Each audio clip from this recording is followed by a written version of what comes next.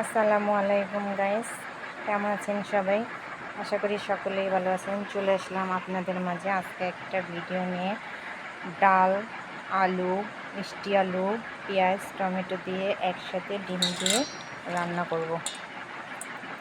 কারো ঘরে যদি মশলা হলো 1 চামচ মরিচের গুঁড়া, 1 চামচ লবণ, 4-5টা কাঁচামরিচ, 2 টুকরা দারচিনি, 2 চা চামচ আদা বাটা, রসুন বাটা, তেজপাতা, ধনে গুঁড়ো 1 চামচ, হলুদ গুঁড়ো 1 চামচ, সব একসাথে দিয়ে দিব।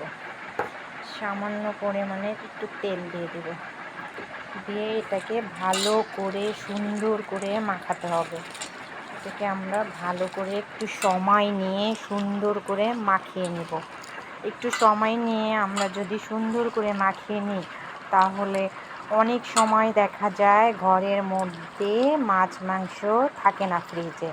তাহলে আমরা এভাবে যদি একটা ডিম দিয়ে রান্না করি তাহলে দেখা যাচ্ছে মাছ মাংসকেও হার মানিয়ে দেবে।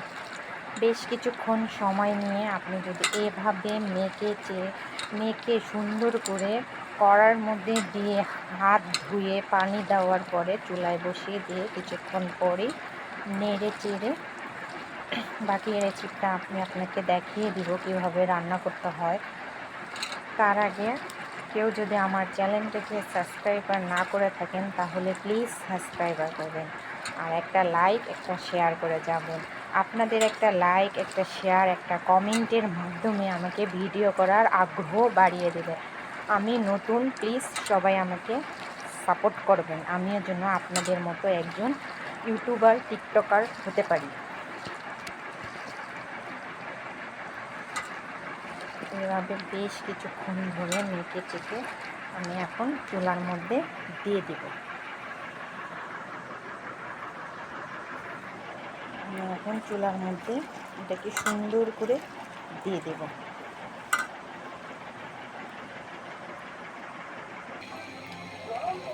এভাবে এখন আমার এতে সিদ্ধ হয়ে গিয়েছে। দেখেন আলু সিদ্ধ হয়ে গেছে, টমেটো সিদ্ধ হয়ে গেছে। এখন আমি এটাকে সুন্দর করে একটা চুলার মধ্যে পাশের চুলায় বসিয়ে দিয়ে বাগার দেওয়ার জন্য প্রতিদিন তৈরি করব।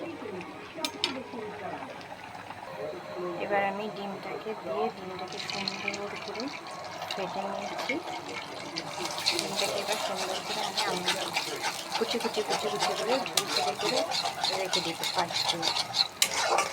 পাঁচ দিয়ে ঝুড়ি সুন্দর করে রেখে দিলাম। এর মধ্যে পেঁয়াজ দিয়ে একটা শুকনো মরিচ দিয়ে পেঁয়াজটাকে লাল লাল করে ভেজে নেব।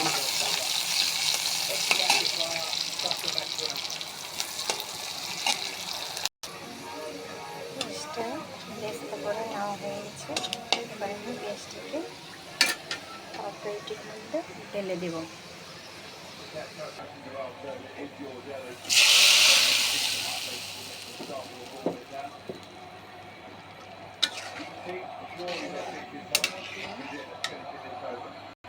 আমি ডিমটা যে কুচি করে রেখেছিলাম, সাথে কাঁচামরিচ আছে, সব কিছু মিলে একসাথে দিয়ে দেব। সুন্দর কালার হয়েছে। সাথে 1 চামচ ভাজা জিরের গুঁড়ো দিয়ে দিতে হবে। এভাবে গরম গরম ভাতের সাথে, রুটি অথবা পরোটার সাথে খেতে অনেক মজা হবে। কে এভাবে করে খান আমাকে কমেন্টসে জানিয়ে যাবেন।